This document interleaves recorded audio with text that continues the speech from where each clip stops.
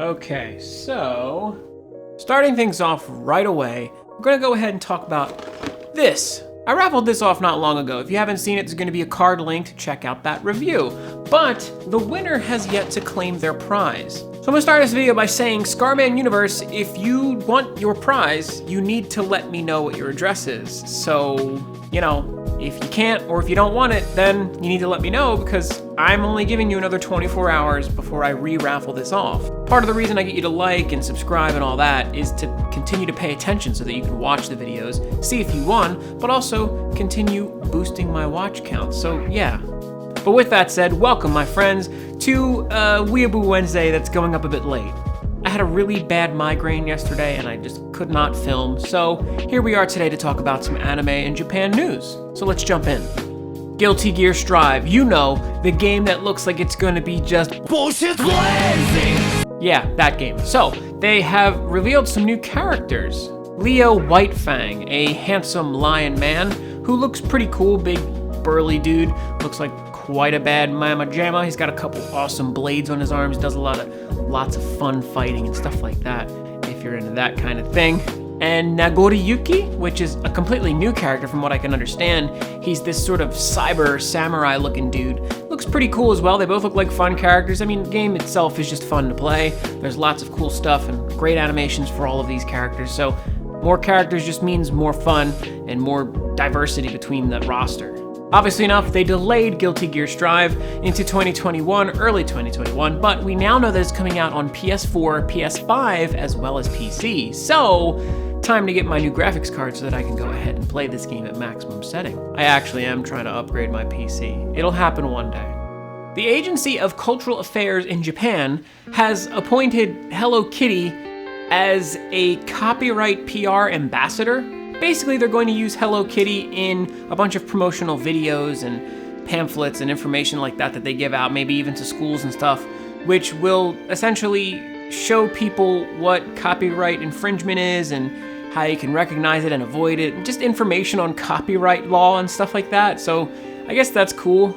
Japan usually likes to make a specific mascot for a lot of smaller menial tasks, but it seems that they went with the star power of Sanrio's behemoth Hello Kitty to sort of push this education onto people, so I guess that's cool. I just thought it was funny.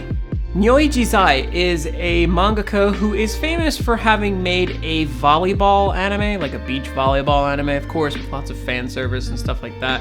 And it's done pretty well, even to the point of actually getting an anime and everything like that. But it would seem that they weren't stopping there. They're taking the fan service one step, or maybe even like 3 or 4 steps higher. There's going to be a pole dancer manga. Yeah, I don't know how this one's going to work. Apparently it's going to follow 2 different girls, one of which is a college student whose parents do not approve of her pole dancing, yet she is just, she's just going to go out there and do it. And then the other one is sort of like a high and mighty one that looks down on nightclub pole dancers because she is just such an aristocrat and she is such a connoisseur of the arts that she does not approve of these people that do this. But either way, it's going to be called Pole Flowers, Silver Pole Flowers, and it's going to be on Kodansha's digital app, I guess. Pretty crazy, obviously enough. It's nice anime girls and interesting subject matter. So we'll see how that goes, to say the least. But if not, we might be getting an anime of that one sooner or later. This one kind of hurt because I love Akihabara. I've been there a couple times. I spent a lot of time there when I was recently in Japan. But Akihabara, of course, doesn't need any explanation. It's this legendary town of fan service. But it would seem that they are going to be shutting down the Sega Building, the Sega 2 building or something like that. The name is really weird, but yeah, it's that one building that you see pretty much whenever you see a main shot of Akihabara, you see this building. It has those elevator sort of indentations, and there's usually always a giant poster along the windows and everything. But it's just so crazy to think that after 17 years, they're going to be closing this thing down. And it's closing at the end of the month, so there's hardly any time for people to really get in there and live it up one more time. And it's so sad to think that the next time I go to Japan, that building will no longer be a Sega building. Who knows what it'll become, but either way, it would seem that a lot of arcades are struggling right now in Japan because of the pandemic and, of course, reduced traffic. So it's sad to see.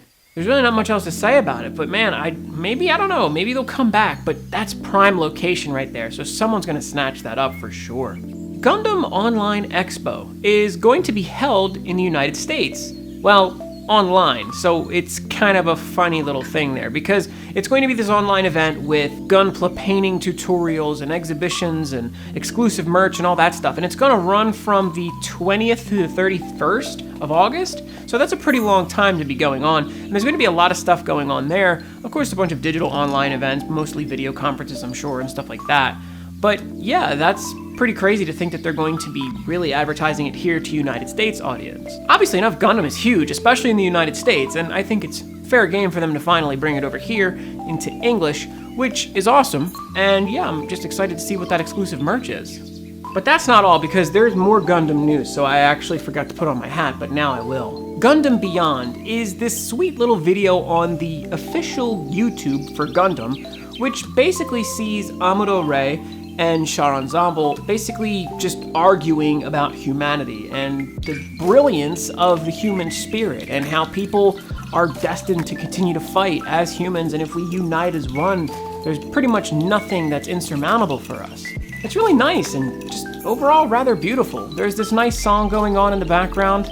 I really didn't expect this. It's really nice. It goes on to actually show the different protagonists from each of the animated Gundam series with their respective voice actors, essentially saying, yes, I'll accept the order for us to unite as one mind. All it does is seek to motivate us as people and say, if we unite as the human race, there's really nothing we can't do. If we continue to fight, then we can show the world just how amazing it is for people to work together. And I think that's a really positive and beneficial message for us to have right now in these dark times. So definitely go check it out if you haven't yet. I think it really is deserving of a look. It's not trying to sell any figures or anything like that. It's just a nice positive message, and it's pretty motivational. This one's really weird. Netflix is going to be teaming up with Ubisoft to create a Splinter Cell anime. They call it an anime, but I've heard no involvement of any Japanese studio yet. There's really hardly any news at all. And I can only assume this is going to be another weird way of Americans trying to edge their way into the anime industry because they see how profitable it is right now.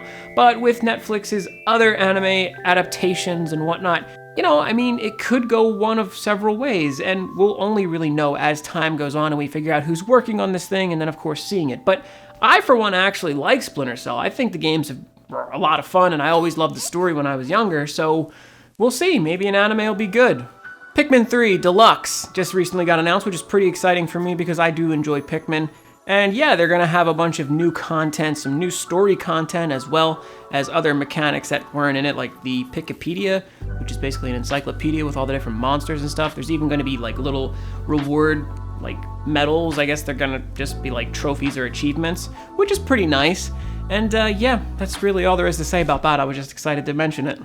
Finally, the only other thing that I could think of is that there's going to be an Attack on Titan kids book where Armin is a detective, yes. And also Evangelion emergency food rations are going to be going on sale, which can be saved for like 3 years, so that's pretty fitting. But with that, that's going to be everything. There really wasn't that much going on this week, so kept everything short, wrap it up, get it edited, and get it out to you guys. I hope you enjoyed it. Thank you so much for watching. If you did like it, make sure to like the video, subscribe to the channel, and click something that I'm going to put on screen because there are indeed awesome videos on my channel. You just have to watch them.